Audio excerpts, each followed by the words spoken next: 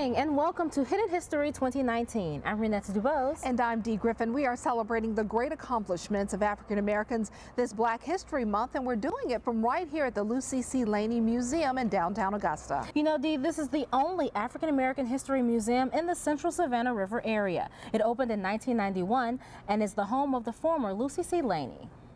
We're actually inside this expansive museum now, and we're learning more about slaves who entered into America on one of the last two slave ships. And even though they are long gone, there's a connection between slaves and art. And we are learning more about what has been hidden in history. Now calm and serene, the Savannah River was once a bustling, active route for importing and exporting goods in the river region. But its proud past includes a perilous period that changed lives and later influenced a segment of art culture. The slave trade had been abolished in 1807 and really took effect in 1808. But this is 50 years later, in December of 1858. About 400 slaves were brought to Georgia on a schooner called the Wanderer. 200 were taken through the dark, murky water of Horseshoe Creek and into Edgefield County, South Carolina. There's newspaper accounts that talk about how intelligent they were, how quickly they learned when they came here and started working on the different plantations and whatever field they were skilled laborers. Although ripped from their country with an uncertain future, the slaves would not let go of a piece of their past through the art of face jugs. They're very rudimentary, they're very crude, they're very small, and it's believed that they practiced the voodoo religion. And so they believed that they could talk to ancestors through the face vessels. The jugs are small in stature, typically 3 to 8 inches tall, but they were large in meaning and the symbolism of home. Since the ending of slavery, potters have recreated face jugs crafted after old ones that are scarcely found around the country. While no one can put a true price on the service of slaves, collectors are paying high dollar to get a piece of their work. They do fetch a large price, yes. At auction, they can go from anywhere $12,000 to $25,000. Minister Fred Morton is the descendant of a slave brought over on the Wanderer. He was stolen using a red piece of cloth, which was the payment. In Africa, you worked for cloth, and you bartered and traded with it. And so they waved a piece of cloth, and which was almost sort of like an ad, come work. After arriving in Edgefield, his name was changed to Thomas Lanham. Death stole his body, but Minister Morton uses this cane to keep Thomas Lanham's memory alive. I went to the place where the ship landed, where the Wanderer landed, and there was a piece of driftwood. It was cedar. And I brought it back and fashioned this. Though traditionally used to assist in walking, the cane helps bring stability and accuracy to the memory of those who were knocked off their foundation by slavery. I put the date 1858 that the ship sailed, and these notches would represent important dates in his life. Dates long gone, like the slaves who were brought through this water, but their face jugs will forever serve as a glaring reminder of perseverance that will never be forgotten. It's a story of, look where God has brought me from. It's a story of, just continue, hang in there, don't give up. For Hidden History, I'm Dee Griffin.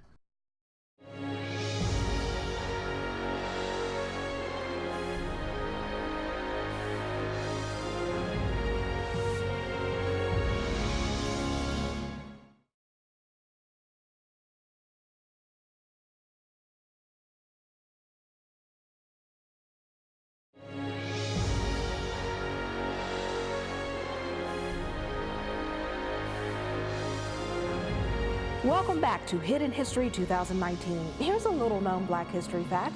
Ms. Mary McLeod Bethune, who worked with Ms. Laney for a year, was so impressed by Ms. Laney's accomplishments that she went to Florida and founded Bethune-Cookman College for Blacks. Now to a small town in Florida steeped in history.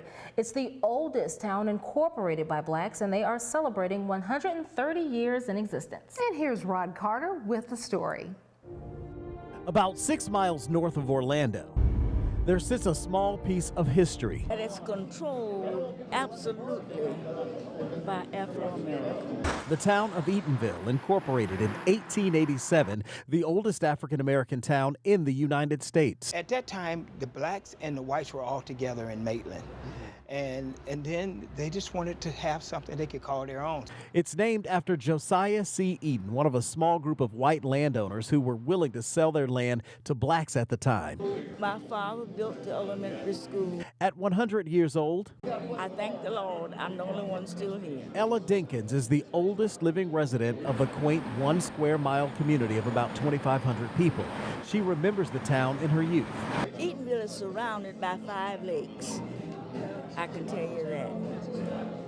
And we only had dirt streets, no sidewalks, clay road. Eatonville is one of the few surviving African-American settlements formed in the 18th, 19th, and early 20th centuries. The mayor credits that to God and The tenacity and the perseverance of the people here. And the relationship that they had with the next city, Maitland. The Eatonville Historic District was designated in 1998 and added to the National Historic Registry. It's comprised of 4 dozen buildings around the area, including this one. This was the second building that housed the city's oldest church, St. Lawrence AME. This is the city's history museum. Originally, it was the home of the niece of the town's founder, Joseph Clark. There are touches of history all around. So we're carrying on the property. And living historians, too, like Louise Franklin. Her father bought what was the city of Maitland's dump in the early 20s and turned that into a family paradise. All of that lakefront you see, 2 lots on the lake. They planted these trees when they came on the property. It's an opulent simplicity that did not escape the eyes of the world. Although you may have never heard of the town of Eatonville, chances are you've heard of its most popular resident. She was a writer of the Harlem Renaissance era, very popular, Zora Neale Hurston. Hurston's words in her book, Their Eyes Were Watching God, chronicle the life of her home, Eatonville. We do have 3 founders. You can learn a lot more about her at the Zora Neale Hurston Museum that sits in the center of town.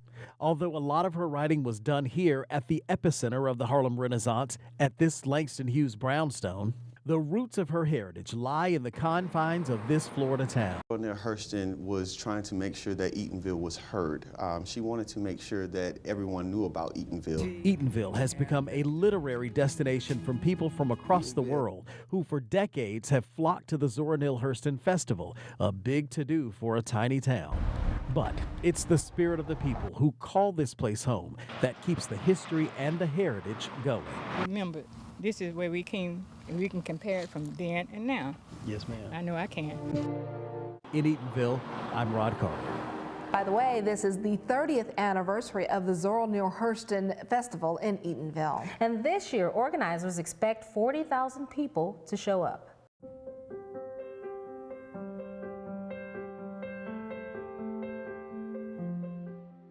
Bethune-Cookman University originated in 1923. Then it was Mary McLeod Bethune's Daytona Literary and Industrial Training School for Negro Girls. The school was affiliated with the United Methodist Church and merged with Cookman Institute of Jacksonville, Florida, to become the co-ed Daytona-Cookman Collegiate Institute. In 1931, the newly named Bethune-Cookman College got full accreditation as a junior college.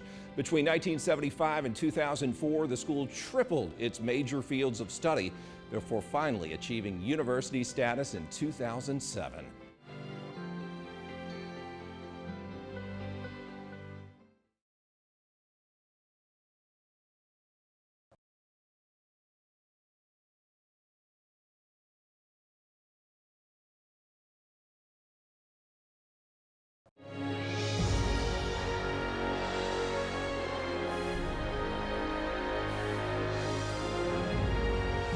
Welcome back to Hidden History. Miss Laney opened the Haynes Normal and Industrial Institute in 1886. It was later renamed the Lucy Craft Laney Comprehensive High School after her death. You know, African American history is sometimes hard to come across because there's so little known or written, but archaeologists have found unspoiled documents that date back hundreds of years. Indeed, in Crownsville, Maryland, those archaeologists dug up a long-forgotten slave cemetery, and they found slave quarters and even the descendants to those slaves. Morgan Wright reports. Deep in the forest, sisters Wanda Watts and Shelley Evans walk in the footsteps of their ancestors. I just want to know for sure where they come from. It's one thing to know that you're from Baltimore, Maryland, but we know that our ancestry goes much further back. The two women share a frustration common to many African Americans whose ancestors were enslaved in America. As African Americans on this continent, we have no history. We begin and we end here. But thanks to a recent and accidental discovery, the sisters may have uncovered their family's hidden history on this piece of land. My 3 times great-grandmother was born here, you know, that Thomas Burley, you know, purchased her. Evans and Watts are the descendants of slaves who lived, worked, and may have died here on what was the Belvoir Plantation. Dr. Julie Shablitsky is the chief archaeologist with the Maryland Department of Transportation. When we first came here to Belvoir, we were initially looking for the Rochambeau encampment, which was during the American Revolution. But instead, they found slave quarters, built in the 1780s and lived in until emancipation in 1864, plus artifacts, bits and pieces left behind by the men, women, and children that worked and lived off this land. The land was a tobacco plantation, once owned by relatives of Francis Scott Key, who wrote the Star-Spangled Banner. A former resident of the property tipped Dr. Shablitsky's team off to what they thought could be a slave cemetery tucked along a ravine deep in the woods. And a lot of times when you're looking at places where people didn't have money for grave markers, such as an enslaved community, oftentimes they'll use wood or even local stones to mark the places of their loved ones. They found nearly half a dozen pieces of broken marble and stones resembling grave markers thrown around the location. But to be sure, Dr. Shablitsky brought in cadaver dogs. Once they picked up a human scent, they confirmed it was a cemetery. The sisters take comfort knowing this may be the final resting place of their ancestors. For me, it was the knowledge of them being buried someplace rather than being tossed away. But even so, they may never know for certain if their family is actually buried here at Belvoir. I'm not sure we'll be able to find that information out because, you know, if they do something where they can extract DNA, it may not, you know, be enough to, you know, compare it with mine. We don't know if there are only 6 people there or a dozen or 2 dozen. We're really not going to know that unless we do some sort of an archaeological excavation to delineate the cemetery. The sisters say this has been a liberating experience. Other, you know, relatives could be buried here, and that's what has me very excited, you know. And I don't know if we'll ever find that out or not, but, you know, I'm here every step of the way. The sisters' journey through this sacred ground takes them back to a darker time in our nation's history, but they are grateful that it has shed light on their family history and their heritage. In Crownsville, Maryland, Morgan Wright. There are no immediate plans for the uncovered slave cemetery, but the uncovered slave quarters have been fully excavated.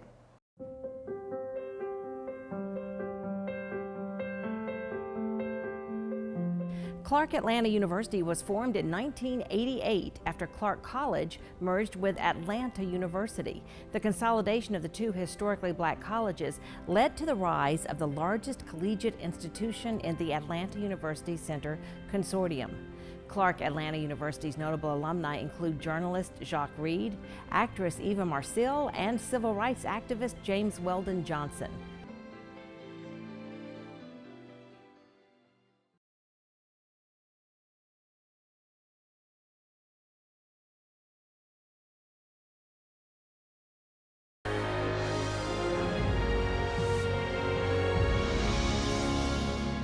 What is now known as Laney Walker Boulevard was once Gwinnett Street. It was renamed in honor of Miss Lucy C. Laney and Dr. Charles T. Walker, pastor, civic leader, founder of Tabernacle Baptist Church, and co-founder of Atlanta University.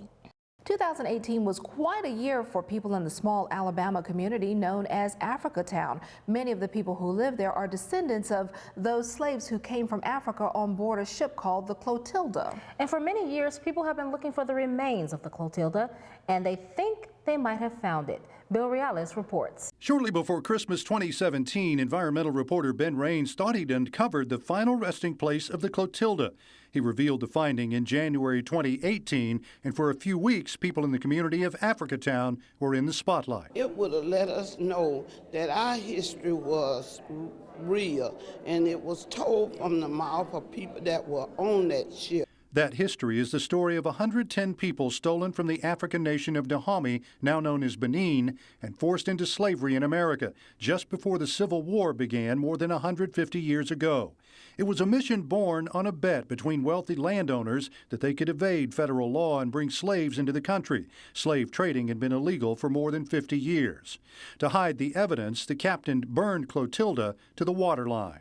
This is believed to be the spot where the journey for the 110 slaves on board the Clotilda ended. This is St. Louis Point. It's right along the Mobile River and below the Cochran-Africatown Bridge. They have long hoped for the discovery of the remains of the two-masted schooner Clotilda. The excitement grew until March when it was announced that the ship that Mr. Raines found, which is being called the 12-Mile Island Shipwreck, is simply too big. Archaeologists from the National Park Service and NOAA, among others, launched an expedition in July to try to find the Clotilda in the same area of the Mobile River Delta where Raines found the other shipwreck. I think it's within possibly a stone's throw of where we were, but certainly within a half mile to a mile. In Africatown, I'm Bill Riles.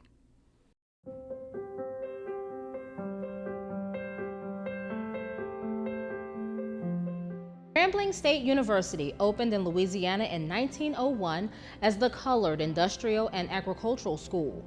After becoming a state junior college and being renamed over 2 decades later, the school began to award degrees. In 1946, it was renamed Grambling College after P.G. Grambling, the white sawmill owner who donated the plot of land where the school was built. The addition of graduate programs in early childhood and elementary education gave the school the name Grambling State University.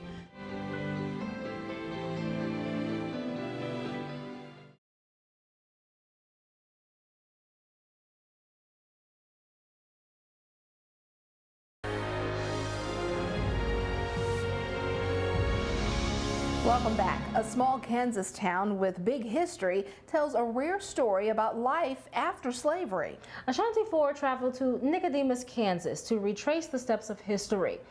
It's the only western town still existing established by freed slaves.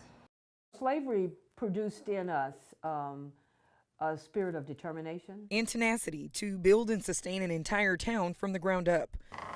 Freed slaves from Kentucky were solicited to move to Nicodemus, Kansas for a new start, but they arrived to harsh conditions. What you have is a situation where people are pretty much starving to death. And multiple claims on the land. The Osage as well as the Potawatomi both claim that they've been here to Nicodemus. The native people helped the former slaves survive their first winter in the harsh conditions, and at its height, the town was populated by 600 people. They built their own schools, churches, stores, and banks. The residents of Nicodemus used their skills learned during slavery and created a new life for themselves. But a promised railroad never came, and the Depression hit the town hard. Today, there's only a few dozen residents. A town with a history built on freedom and hope.